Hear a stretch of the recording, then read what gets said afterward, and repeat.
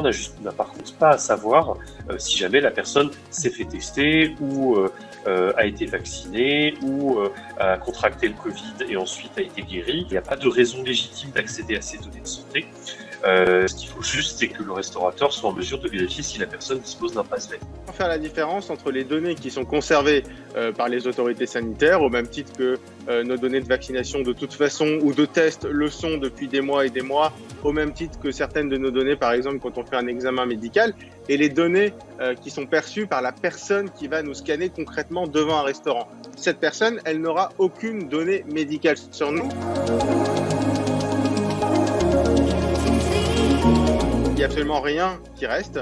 Le scan se fait en fait sans même une connexion à Internet. La personne qui nous scanne doit utiliser l'application Tous Anti-Covid Vérif ou une application qui ne collecte pas plus de données. C'est impossible en fait de suivre le trajet de quelqu'un par rapport au fait qu'il ait été scanné au restaurant, au cinéma par exemple. L'application, notamment Tous Anti-Covid Vérif, qui est utilisée pour scanner, ne conserve aucune donnée. Dès qu'on scanne quelqu'un d'autre, ces informations disparaissent totalement de l'application. C'est impossible de les retrouver. Donc, il n'y a absolument aucun historique. Donc, il est impossible de retracer, par exemple, le cheminement d'une personne qui aurait son pass sanitaire. Il suffit d'aller voir sur son téléphone ce que va collecter une entreprise comme Google, comme Facebook, et puis de regarder ce que collecte une application comme Tous Anti-Covid. On voit bien dans le menu les autorisations accordées, par exemple pour nous suivre avec la géolocalisation.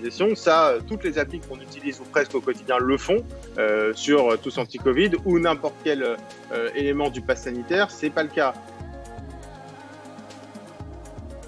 Il y a toujours un risque de piratage de données, mais comme n'importe quelle donnée, sur l'assurance maladie, il y a ce qu'on appelle le dossier médical partagé, où il y a des données médicales qui sont conservées. Il n'y a aucun changement par rapport à ce risque. En fait, c'est un risque de piratage qui existe depuis la nuit des temps de l'informatique, entre guillemets. En matière de sécurité informatique, de façon assez évidente, le risque zéro n'existe pas.